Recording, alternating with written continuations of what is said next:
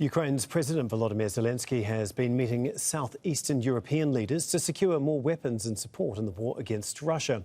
Zelenskyy and Albanian Prime Minister Rama are co-hosting a two-day summit in Albania to encourage further aid for Kyiv.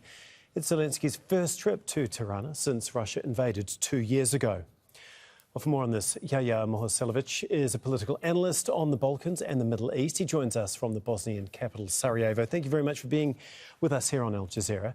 Now, as I mentioned there, this is Zelenskyy's first visit. Why now? Why do you think it's taken so long? And what do you think he is hoping to get out of it?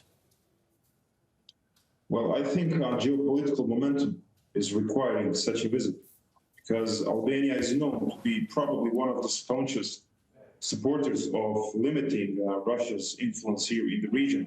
We should know that Russian influence is especially having one specific dimension here in the Balkans because Russia, after all, was historically speaking, was very influential in the region, and it was one of the countries which allow a lot of the nation states to be formed here in the Balkans. So he could not go to any other country in the Western Balkans at the moment because of the Serbian influence. So the logical solution would be to visit Serbia as the strongest country in the Balkans, which is still not full member of either EU or NATO. So he had to go to Albania because Albania is also, besides fighting that Russian malign influence here in the region, is also trying to fight against the Serbian malign influence. Because in a way, Serbia is acting for the last decade or so as a little Russia in the region. And Russians are using a lot of the Serbian nationalist networks and cells in order to project its power here in the Balkans. And just to remind you that Putin on few occasions that he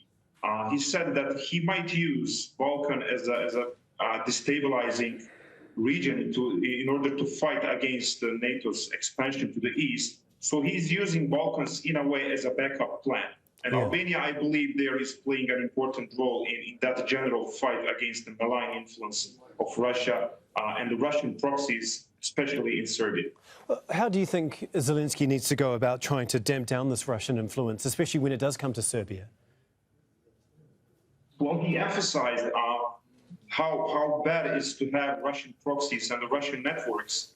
And I believe Balkans is the right address to talk about that because don't forget that a few years ago, Russian troops, Wagner troops, Russian Cossacks, and the mercenaries were marching here in the Balkan towns, especially in Bosnia and Herzegovina. So Russia was willing to show to show its muscles here in the region and to send a message to the West that it is willing to destabilize not only Ukraine, Moldova, or Georgia, but it is willing to destabilize Balkans. So in a way, Zelenskyy's visit to Albania is having that geopolitical connotation, and probably he's counting on support of the Western Balkan countries, not to help them with the military capacity, since they are very limited. We're talking about very small countries in the region, but definitely the lobbying power that they can play in continuing the armament of the Ukrainian troops, because Zelenskyy is having hard times lately.